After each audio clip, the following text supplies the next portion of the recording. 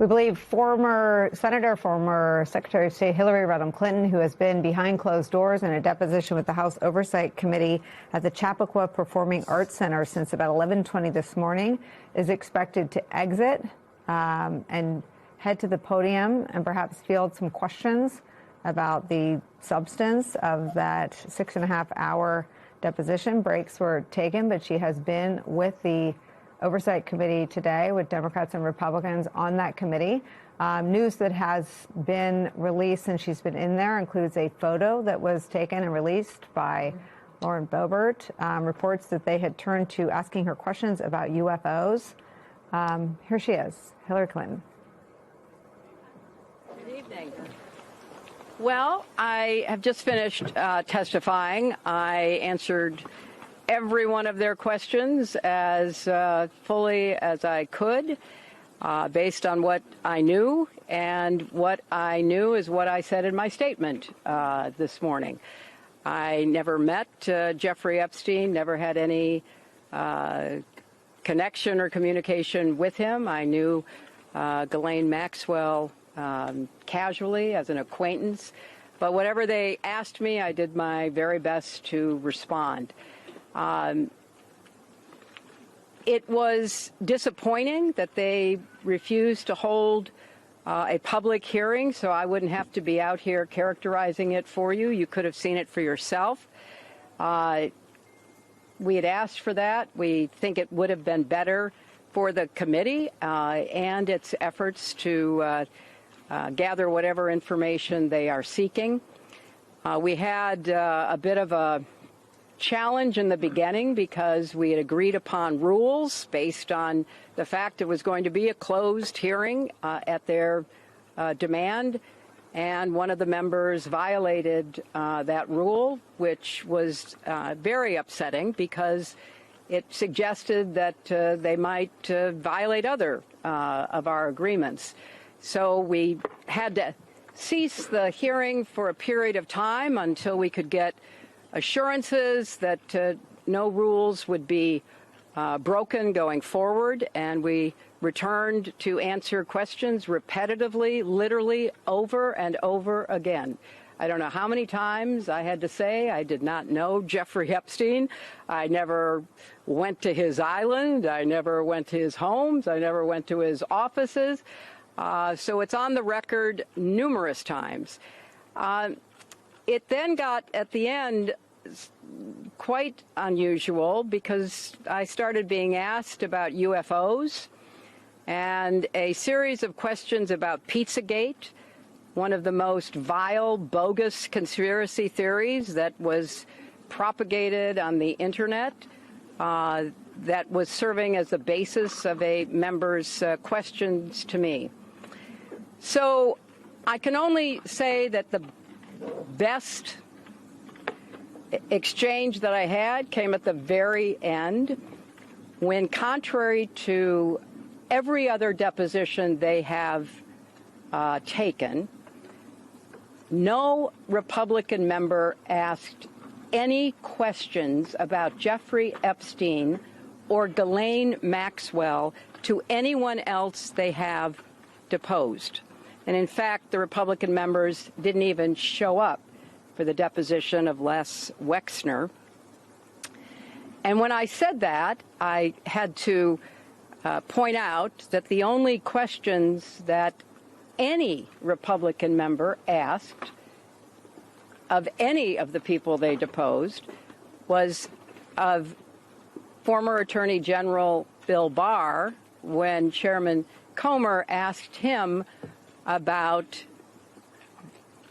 the allegations, in his view, about Russia's involvement in my election in 2016.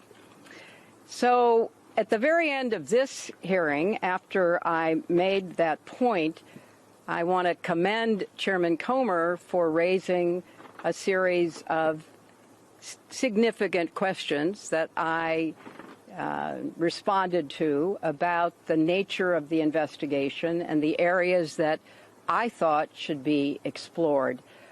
So I appreciated that. I want to see the truth come out. So that was a reassuring way to end a very long, repetitive deposition. Madam Secretary. You spoke in your opening remarks about how heartbroken you have been for the Epstein survivors as these files have come out.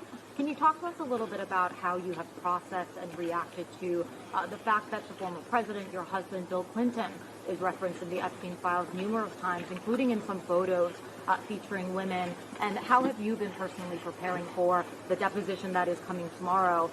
Are you 100% confident that there isn't anything that the former president knows about Epstein's crimes? I am, and I think the chronology of the connection that he had with Epstein ended several years before anything about Epstein's criminal activities came to light, and that he was charged and sadly given a sweetheart deal, which, as I said in my statement, had that not happened, perhaps his predatory behavior could have been stopped earlier. But I think it is fair to say that the vast majority of people who had contact with him before his criminal pleas in 2008 were like most people. They did not know what he was doing. And I think that that is exactly what my husband will testify to tomorrow. Madam Secretary, can I ask? Why was Ghislaine Maxwell? Do you believe this was a fair hearing? And do you still want to testify publicly, even though you gave this deposition? Oh, I'm not going to do it again. They had a chance to do it in public, and I wish they had done it in public. And I think they're making the wrong decision, avoiding doing it in public.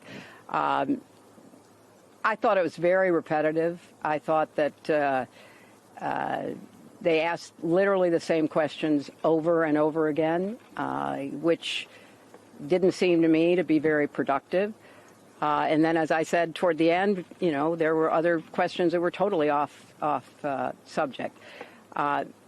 So if they are going to fulfill their responsibilities to literally investigate the investigations, which is what they originally said was the scope of their work, I think they could have spent the day more productively. Madam Secretary, can I ask? James Matthews from Sky News.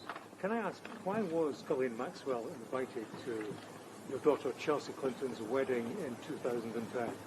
She'd already been mentioned in a civil lawsuit by Virginia Giuffre before that. Jeffrey Epstein had already been convicted before that. She came as the plus one, the guest of someone who was invited. Thank you, everybody. Thank you all. What message does it say that I don't know when the video will be out. I don't know when the transcript will be out. We've asked that they be out as quickly as possible, and then you can see everything. Thank you. We heard from Bill Gates concerns about Epstein trying to blackmail him. Hillary Clinton describing today's deposition in her own words. Interesting color there about how it ended with some questions about 2016. Yeah, look, I think so much of what we've discussed on this show and what America has been discussing seemingly endlessly is because we're constantly relitigating 2016. Trump still throws tantrums in almost every press conference about the intelligence community's assessment that Russia interfered on his behalf. He has somehow rewritten history and painted the Mueller investigation as a, quote, hoax, despite the fact that almost everybody from his circle who was charged either pled guilty or was convicted, oftentimes of lying to Congress or lying to federal agents. This is a wound that will never heal for him, and rightly so, because it does call the legitimacy of his initial election into question. Hillary Clinton describing her relationship with Ghislaine Maxwell as, quote, casual, and saying that she was at her daughter's wedding because she was the plus one of an invited guest. Yeah, I got to tell you, when she walked out, having worked for her, when she walked out, I could tell. I was like, yeah, she's going to she's tired of people playing in her face, and she's ready. She was ready for the BS that was coming. I take her at her word, and we should that she wanted this in public. She said that she wanted it in public because she doesn't want it to be. She's asked for it to be released because she doesn't want it to be a circus. For that reason, that there are legitimate concerns that people should have because they're victims here. And if you have this kind of conversation behind closed doors, then they're going to come out and spin it any way they want. But she wants to be able to stand up for those victims, and she consistently says that. But then if it goes into the UFOs and Pizzagate, it's Benghazi all over again. That 11 hours or whatever it was, where she's like, give me a good, reasonable question, so let's get to the bottom of it. And I gather she did not get that today. After today's deposition, Secretary Clinton decided that she would take it upon herself to speak to the press and let them know what exactly took place in that deposition. We returned to answer questions repetitively, literally over and over again. I don't know how many times I had to say I did not know Jeffrey Epstein.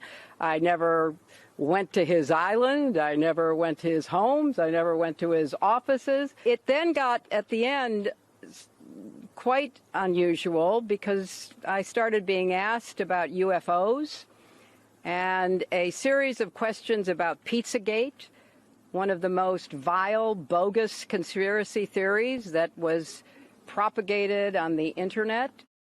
Joining me now are two members of the House Oversight Committee who were in the room for that deposition with Hillary Clinton today, Congresswoman Yasmin Ansari of Arizona and Congressman James Walkinshaw of Virginia. It is good to have you both here today. What did you learn today about Jeffrey Epstein? Oh, my gosh. Unfortunately, I said it earlier today, but it was a clown show. We did not learn anything new. The secretary repeated what she had already put forward towards the committee, which is that she didn't know Jeffrey Epstein. She never flew on his plane. She never went to his island. And as she stated, she really just emphasized that over and over and over again. We learned nothing new about what we are actually looking to understand, which is who else may or may not have been involved with Jeffrey Epstein's crimes, who may have enabled it or been part of perpetrating these crimes against children. So it was, I think, an absolute waste of resources. We have always been supportive of bringing anyone forward who may have information, but it was clear today that the secretary did not have information to provide. Yeah, I agree with all that. I think we learned that most of the Republicans in Congress, certainly on our committee, are not serious about this being a bipartisan investigation that gets to the facts and the truth. You mentioned Lauren Boebert releasing or sending that photo to a right-wing influencer. The other thing I saw on their social media earlier today was as they were arriving to the hearing, they were taking these photos together, smiling, gleeful, very excited. They looked like an overdressed group headed to Disney World. They were so happy about this hearing because it was their opportunity to fulfill their long fever dream of locking up Hillary Clinton. And they thought this was the time they were really going to get her.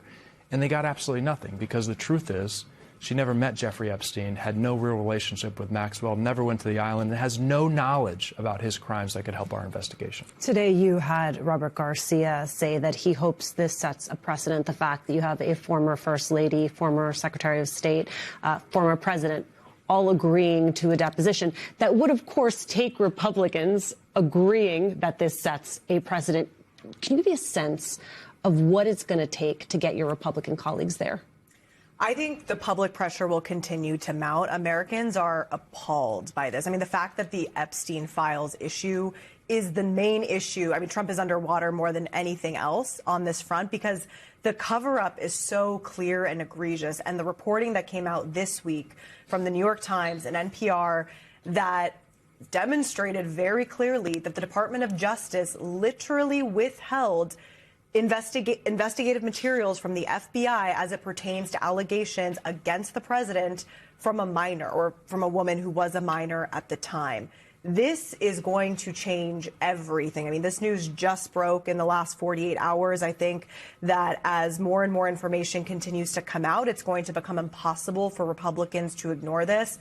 I saw this evening that some of the Congress women, who I will say I think are unfortunately some of the most theatrical ones when it comes to how they were approaching this deposition today, You had, I think, Anna Paulina Luna tonight tweeting that you should have the death penalty for anyone who is a child rapist. So it's very interesting that she is tweeting that, which is quite a bold stance. And you have very serious allegations against the president. So he should absolutely come forward in front of this committee, and it today did set a precedent for that. I don't know if you hear the same thing from your constituents, Yasmin, but in my district, this is something I hear about from Democrats, independents, and a lot of Republicans. So congressional Republicans are out of step with their own base. Donald Trump is out of step with his own base. And, I think Marjorie Taylor Greene is reflective of that, depending on the day. Congresswoman Mace and Boebert are reflective of that. But if congressional Republicans continue to back up Donald Trump and his administration as they hide these files and especially the information Yasmin referred to, this recently revealed information about this allegation against Donald Trump, they're going to have problems with their own base. If they are, in fact, hiding these documents that we now have reporting about in the past 48 hours, what else are you concerned that they're hiding? I mean, I think we've been concerned that they are hiding a lot. I mean, there are still millions of files our understanding is we only have 50% of the files. And in what has been released, there's already such appalling, horrific information.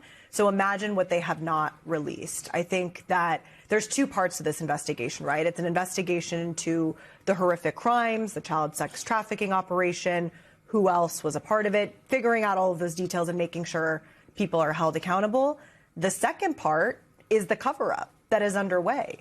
And every day there's more information that comes out about the cover-up. And I think this is so damning. I think back a lot to the fact that Kash Patel went in front of the Senate Judiciary Committee and testified under oath that nobody else was involved in the child sex trafficking and nobody else committed the crimes, when the interviews that we know the Department of Justice has withheld from us came from the FBI. There were multiple interviews that the FBI conducted with this individual who's making these credible allegations. And where are they? Why are they not revealing this? And I think I've seen everything that I need to see. And that's why I've been calling for Pam Bondi's impeachment. She's, it's unacceptable.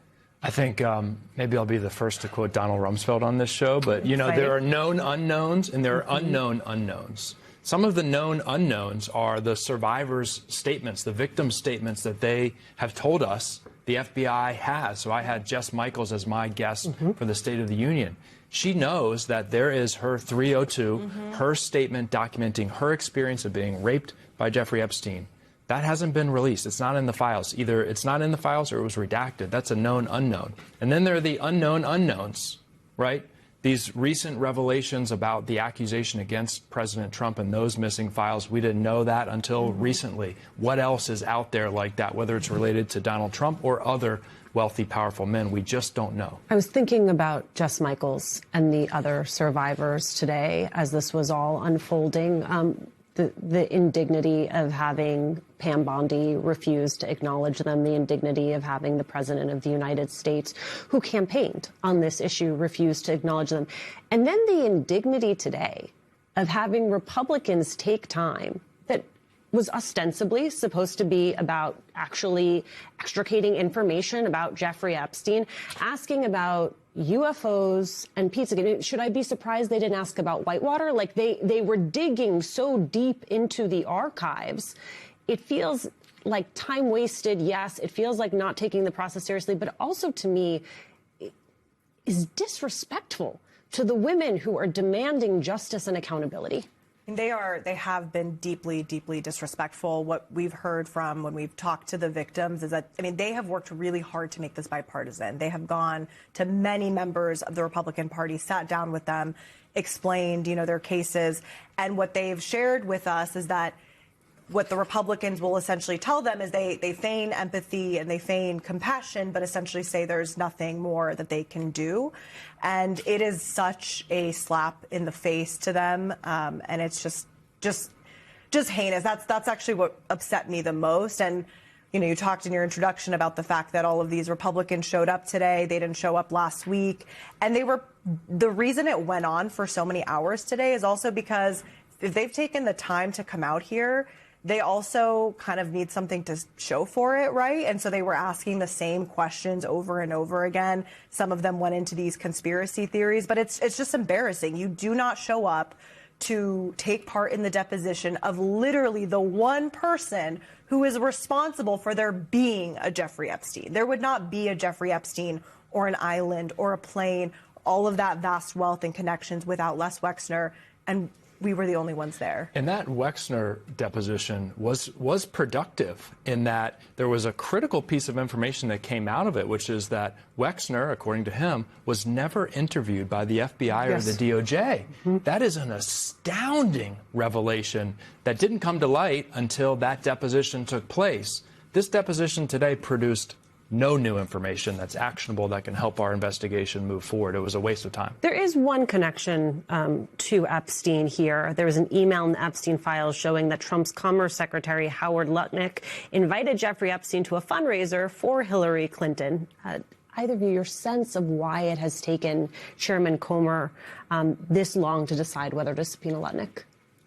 First of all, I don't think Chairman Comer is very smart. I just do not think he has a strategy whatsoever. I don't think he has a plan. I think they wanted to make this big show of Hillary Clinton with no real idea of how they would take it forward. They have been reluctant about all of the subpoenas that have anything to do with this administration or even with the financial institutions. So I think until they only act when we continue to call for it, when there's so much public pressure that there's absolutely no way to back out of it. I mean, the subpoena that came out of the Oversight Committee to begin with, I think only really happened because there was so much public pressure and it just looked so, it would have been so damning for none of them to have voted for it. So, I mean, he said he made some vague commitment today, but it will it's take on his more list, pushing. or he's thinking about it, or maybe it will happen. I mean, Thinking about a lot of things. Yeah, he talks about the Trump administration officials that have come before the committee. What he doesn't say is the two of them, Bill Barr and Alex Acosta, are from Trump's first term and had falling outs with Trump, right? So they're no longer in Trump's good graces. So it was easy for Comer to bring them in. The challenge, the question of courage for Chairman Comer is he willing to bring in someone like Howard Lutnick, who is still in the good graces of Donald Trump, who operates under the protection of Donald Trump, and will Chairman Comer incur the wrath of Donald Trump in doing that? And Lutnick is tricky because Lutnick's story parallels Trump, because Lutnick lied and said he didn't really have a relationship with Jeffrey Epstein. The files have revealed he did have a significant relationship with Jeffrey Epstein. Donald Trump has lied for many years, saying he didn't have a relationship with Jeffrey Epstein. The files in our investigation have revealed he had a long and significant investigation. So Trump can't throw Lutnick overboard because Lutnick has done precisely what Trump did. So he has to continue to protect him.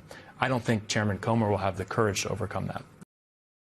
Well, there is exactly one first lady in history who met sex trafficker and raper of children and good friend of Donald Trump, Jeffrey Epstein. And today, Republicans on the House Oversight Committee decided to question a former first lady who never met Jeffrey Epstein instead of the first lady currently occupying the White House, who was friends with Jeffrey Epstein and his convicted sex trafficking co-conspirator, Ghislaine Maxwell.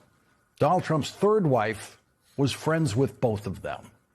The Epstein files contain emails from Melania Trump to Ghislaine Maxwell complimenting Ghislaine Maxwell. The Epstein files contain no communication at all between Hillary Clinton and Jeffrey Epstein or Ghislaine Maxwell, but Republicans on the committee decided they wanted to subpoena Hillary Clinton. Where is their subpoena for Melania Trump, who actually knew Jeffrey Epstein and Ghislaine Maxwell? Why aren't they asking Melania Trump? Did Donald Trump introduce you to Jeffrey Epstein, or did Jeffrey Epstein introduce you to Donald Trump? Why aren't they asking Melania Trump what she knew about Jeffrey Epstein? The Epstein files show the Palm Beach police chief saying that Donald Trump told him in 2006, quote, "Thank goodness you're stopping him. Everyone has known he's been doing this." If true, that would mean that Donald Trump's wife at that time, Melania Trump, knew he was doing this. She would be included in Donald Trump's term, everyone. Melania Trump might have no useful information to provide to the committee, but she did meet Jeffrey Epstein. She was friends with Jeffrey Epstein. She was friends with Ghislaine Maxwell. And it is possible that she knew something, according to her husband, everyone knew. Hillary Clinton, in a written opening statement to the committee today, made the point that not everyone who has been subpoenaed by the committee has been actually required to testify to the committee. The former Secretary of State, who was also a lawyer and worked on the Congressional Committee investigation of corrupt Republican President Richard Nixon at the beginning of her career, reminded the committee, quote, "You subpoenaed 8 law enforcement officials, all of whom ran the Department of Justice or directed the FBI when Epstein's crimes were investigated and prosecuted. Of those 8, only 1 appeared before the committee. 5 of the 6 former attorneys general were allowed to submit brief statements stating they had no information to provide. Hillary Clinton should have been offered exactly the same option. Secretary Clinton did provide the committee with a statement stating she had no information to provide, but the Republicans on the committee refused to accept that statement from her, the same kind of statement they accepted from other former cabinet officials. Secretary Clinton's opening statement was a masterful and thorough condemnation of the Republicans on the committee. She said, quote, "You have made little effort to call the people who show up most prominently in the Epstein files. And when you did, not a single Republican member showed up for Les Wexner's deposition. The institutional failure is designed to protect one political party and one public official." Secretary Clinton identified that public official by name repeatedly in her opening statement, saying, "You have compelled me to testify, fully aware that I have no knowledge that would assist your investigation in order to distract attention from President Trump's actions and to cover them up despite legitimate calls for answers. Ask him directly under oath about the tens of thousands of times he shows up in the Epstein files." Ask him directly under oath. That's right. Ask Donald Trump directly under oath about the accusation in the Epstein files that he assaulted and raped a child. Secretary Clinton, as a former senator, knows how congressional committees should do their work. She told the Republicans on the committee, quote, "A committee run by elected officials with a commitment to transparency would ensure the full release of all the files. It would get to the bottom of reports that DOJ withheld FBI interviews in which a survivor accuses President Trump of heinous crimes. It would subpoena anyone who asked on which night there would be the wildest party on Epstein Island." The Epstein files revealed that Elon Musk asked Jeffrey Epstein that question. When are the Republicans going to subpoena Elon Musk and ask him if he ever went to the wildest party on Epstein Island? And ask him under oath. Make him answer that question under oath. And Secretary Clinton spoke authoritatively on the larger issue of sex trafficking, including the sex trafficking of children. She said, quote, "If you are new to this issue, let me tell you, Jeffrey Epstein was a heinous individual, but he's far from alone. This is not a one-off tabloid sensation or a political scandal. It's a global scourge with an unimaginable human toll. My work combating sex trafficking goes back to my days as First Lady. I worked to pass the first federal legislation against trafficking and was proud that my husband signed the Trafficking Victims Protection Act, which increased support for survivors and gave prosecutors better tools for going after traffickers." Let's hear from Melania Trump about what she has done in her position as First Lady about sex trafficking or anything else. Hillary Clinton described what she did as Secretary of State. "I oversaw nearly 170 anti-trafficking programs in 70 nations, and directly pressed foreign leaders to crack down on trafficking networks in their countries. Every year, we published a global report to shine a light on abuses. The findings of those reports triggered sanctions by countries failing to make progress, so they became a powerful diplomatic tool to drive concrete action. I insisted that the United States be included in the report for the first time ever in 2011 because we must hold ourselves not just to the same standard as the rest of the world, but to an even higher one. Sex trafficking and modern slavery should have no place in America. None.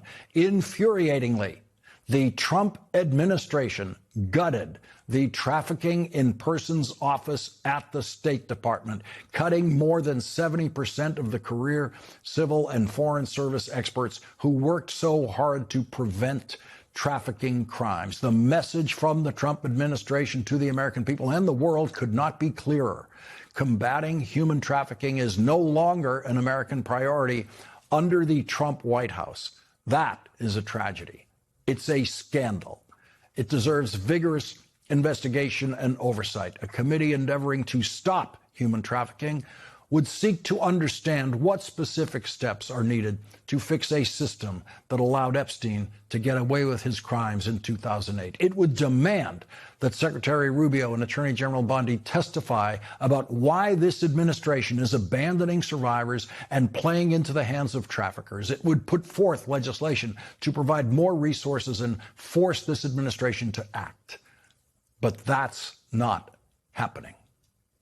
Donald Trump, who was called a pedophile protector by an auto worker at a Ford factory, is running an administration that has eliminated the jobs of most of the people who were working every day to prevent sex trafficking crimes. The people who were working to stop the next Jeffrey Epstein. Donald Trump fired them, even though we all know that in Washington, the rules don't apply to Republicans. Republicans continue to find ways to shock by breaking rules that have never been broken before. Today, it was Republican Lauren Boebert's turn to do something that has never been done before and is and always has been completely against the rules. Lauren Boebert took a photograph of Secretary Clinton during the deposition and immediately released it publicly to a Trump-supporting media clown. Secretary Clinton had every right, as soon as that happened, to leave the deposition, to just walk out. The Republicans would have no ability at all to prevent Secretary Clinton from leaving the deposition after one of their members violated the rules of that deposition and the rules of every congressional committee procedure in the history of Congress. Secretary Clinton, upon learning of the violation, decided not to leave, but instead told the chairman that the news media should now be allowed in the room to cover her testimony now that the Republicans have broken the seal of that room. After half an hour, Secretary Clinton decided to resume her testimony and further humiliate the Republicans who were afraid to question the two people who were friends of Jeffrey Epstein, Donald and Melania Trump. Secretary Clinton spoke to reporters after the deposition, which was held near her home in Chappaqua, New York. I don't know how many times I had to say I did not know Jeffrey Epstein. I never went to his island. I never went to his homes. I never went to his offices. So it's on the record numerous times. It then got, at the end, quite unusual because I started being asked about UFOs and a series of questions about Pizzagate, one of the most vile, bogus conspiracy theories that was propagated on the internet, that was serving as the basis of a member's questions to me. And here's what some of the Democrats in the deposition had to say. One of the things that's been confirmed today is that in addition to having no relationship with Jeffrey Epstein, Secretary Clinton has no relationship with Ghislaine Maxwell. But there are important questions we should be asking the Trump administration about Ghislaine Maxwell. And I hope that our Republican colleagues will join us in asking these questions. Why is it that Donald Trump has refused to rule out the pardon, the clemency that Ghislaine Maxwell is campaigning for. House Republicans need to get serious about this investigation. I understand now fully why Secretary Clinton wanted to make this deposition and her hearing public, because the reality is we're talking to the wrong person today. Who we should be talking to instead are people who are actually mentioned in the files, people who have made misleading statements about their relationship with Jeffrey Epstein. We should depose the person that is mentioned in the Epstein files almost more than any other person next to Ghislaine Maxwell, and that's Donald Trump. We have news crossing the wire right now in the ongoing debates over who should own media. This is something that Donald Trump wanted. A Trump-allied billionaire family, the Ellisons, who own Paramount overseeing CBS, now we're learning moments ago has won a bid for Warner Brothers Discovery, including CNN. They're beating out Netflix, which had all but tried to close this deal, but they have dropped out after Paramount raised its bid. This is a huge media story, from the Wall Street Journal to the Washington Post on the politics of it, to how you will watch Warner movies or HBO and who will own CNN. The Netflix CEO was at the White House today discussing their interest in closing their deal. They'd put up many billions, but they've been beat out. This is an outcome that Donald Trump and many MAGA allies view as favorable. It continues on the clashes over Colbert and CBS. The folks who own CBS now are winning and gearing up to take control of Warner Media empire, including CNN. Back with us is someone who knows all about a free press, Eugene Robinson, the Pulitzer Prize-winning longtime Washington Post veteran. Gene, I want to put this in plain English, then we can always get into the weeds. The folks that Colbert has been fighting with, the folks who've been gutting, according to many longtime independent journalists, what CBS and 60 Minutes means, tonight, new as of the last 5 minutes, they're going to get control of the Warner Brothers media empire, including CNN. Your view of this big development? Well, I think many of us who are in the news business, who are journalists, are worried and are concerned about what might happen to CNN and whether they get the CBS treatment, essentially, a clear tilt in a rightward direction. I think that's one big question. The other big question is just the larger story about consolidation, Hollywood consolidation, and I think this is a huge story for Hollywood in general. These were like two huge independent movie studios, movie and television studios. First Paramount, and now Warner. These are huge Hollywood institutions that now have been swallowed by the Ellisons. They've been swallowed by the Ellisons. Larry Ellison's one of the richest people in the world and has been close to Trump. You mentioned what's happened at CBS.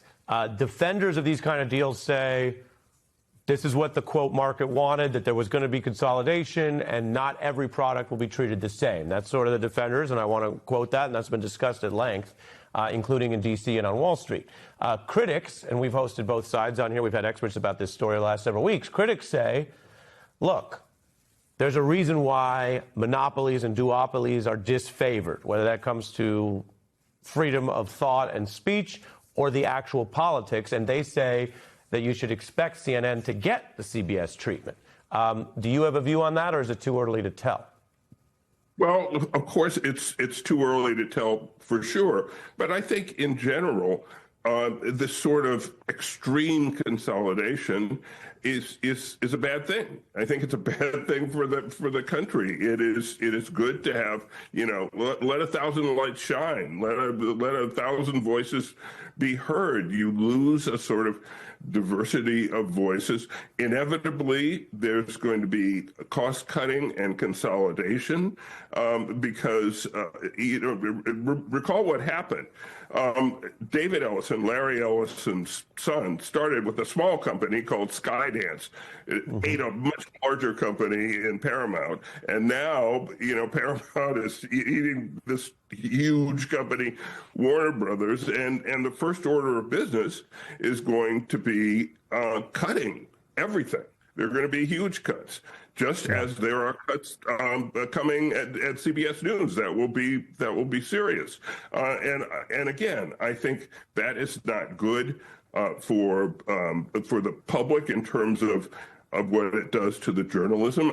I think it's not good for the public in terms of what it does to the variety of entertainment offerings that we get. I think this sort of consolidation tends to deaden the whole media space in a way that is harmful. Right, and it comes with a backdrop of a lot of government pressure. It's a complex story. There were folks who said, hey, the Netflix side might not get through European regulators and other things. It's not all about us in America. But it comes on a day when, as reported, you had Netflix leadership at the White House. You had Trump and some of his allies saying, they liked the changes to CBS. They wanted more change. Trump has posted about that very blatantly, and they want that change at CNN. Here we go. We have an exciting programming note. In just 2 days, we will debut some new programming here on MS Now. Starting this Saturday at 9 p.m. Eastern, you can catch the premiere of Crooked on MS Now. It's a new special weekly series that brings you the most talked about moments of the week from Crooked Media's chart-topping podcast. You see one there right there called Strict Scrutiny. My wife co-hosts that. Also includes Pod Save America and Pod Save the World. And joining me now are two co-hosts of Pod Save America, Jon Favreau and Dan Pfeiffer. Gentlemen, good to have you on board, both on the show, and I'm excited about this partnership. Let me start with some politics talk on the topic we were just talking about in the last block with Spencer. I still feel like everyone is sleepwalking into this. I mean, just, both the sort of political establishment, the Democratic Party, the Republicans, the Pentagon. Do you have that feeling too? Like, I just am like, is everyone just, this seems like a disaster both substantively and politically. Am I getting something wrong here, John? No, you're not. I felt the same way. Dan and I just talked about it. We recorded the pod a couple hours ago. I saw Politico today. An administration source said that their hope is that maybe the Israelis go first and launch a strike against Iran. And then if Iran retaliates against U.S. interests and perhaps kills Americans, then they'll be able to sell the war to the American people because then Iran retaliated. So that is the just insane lengths to which they are going at last minute to try to sell this war, which seems like it's very likely to happen. The polling on this, Dan, is interesting, too. I mean, not just on specifically on the war, which is unpopular, as we just showed, but just even on people's, trust of Trump on this stuff. He's underwater and everything. He's disapproved, but he's underwater specifically in foreign policy. This is a recent poll from AP NORC. How much do you trust Trump's decisions on military force abroad? Just like in a general sense, little to not at all, coming at 56%, 70% a moderate amount, 27% a great deal. And among independents is even worse. 60% say little to not at all. It's not like this is a person who has the benefit of the doubt right now. Yeah, I heard you and Spencer talking about the parallels to 2003. The big difference between now and 2003 is that George Bush's approval rating was in the mid-60s. He was still riding a wave of national consensus after 9/11. Donald Trump is a lame duck with a 38% approval rating. As you mentioned, he's underwater on every issue. People do not trust him to do just about anything. And it's just notable they're not even trying to sell this to anyone. It really does feel like a war that the neocons have wanted for a long time in search of a reason. Right. Yeah. And the other big difference is they really did try to sell that war in 2003. They made an affirmative argument. It was a false argument that there were weapons of mass destruction and, they were going to come for the U.S. But there's no, John, there's no argument. They can't get through three sentences. That they have some conception of wanting to do it. But it also seems like if they do it, it's a declaration, John, of a complete unconstrained by public opinion sort of MO from here on out. Yeah, they don't care, which is why they're sort of making the case at the last minute by just throwing things against the wall that are sort of obvious lies, or that they're not backing up with any kind of evidence. Oh yeah, the ballistic missiles might be able to hit the U.S. sometime soon, and they still have a desire for enrichment, and they're a week away from this after they told us that they already obliterated Iran's nuclear program when they made the first strike last summer.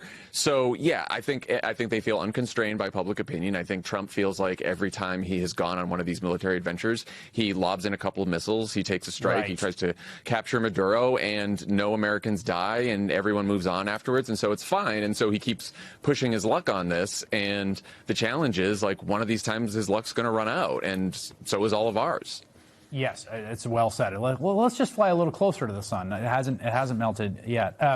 There are so many such a rogues gallery in the government here that I always feel like every show there's like 9 things that happened with personnel in the Trump administration that we didn't get to. And one of the stories that we have not done is the Kash Patel flying on a private jet to the Olympics, which, aside, there's a million reasons why it was so messed up, aside from the fact that it toxically tainted this beautiful, awesome, triumphant victory where the men and women both won, and then he's in the locker room, and then Trump makes this stupid, piggy, sexist joke that has now sort of put a cloud over everything. But Dan, I do have to get your reaction to a brief defense from his girlfriend Alexis Wilkins, who like all of us is doing podcasts, because that's what everyone does. It's 330 million podcasts in America. And here she is defending Kash Patel for going to the Olympics. I want to get your reaction. Take a listen. What do you think Elon Doge's opinion would be on spending hundreds of thousands of dollars to send Kash to drink beer with hockey players?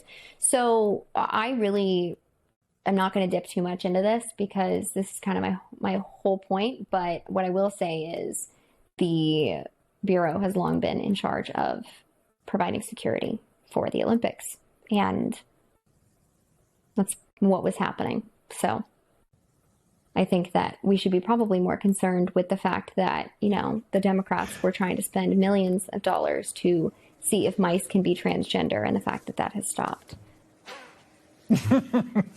Dan, that was security. That was security provision you saw in that locker room. Yes, that is. He did do a great job. I mean, he was definitely securing that beer he was chugging, looking incredibly awkward, as he does in every public setting Kash Patel's ever been in for his entire life. I mean, you're right. This is the sort of scandal that in a different administration would dominate the news for weeks, would be the end of this person. You'd have members of the party calling for them to resign, and yet it's just one more beat in a parade of horribles happening. We got the first primaries of this very packed midterms coming up next week. We're going to do special coverage here on MS Now. Texas is the sort of big state. There's a few states, North Carolina, I think Arkansas and Texas on Tuesday, if I have that correct. Are there things you're looking for? The sort of big marquee races, John, are the 2 Texas Senate contested primaries on both the Democratic and Republican side, which is a very high stakes. What are you looking for? The one thing I've been watching so far is the early vote in Texas. And of course, it's tough to know from the early vote, which candidate is winning. But when you compare how Democrats are voting versus how Republicans are voting, Democrats are just blowing the doors off the early vote, not only in comparison to the Republican Party, but in comparison to how Democrats have voted in past elections.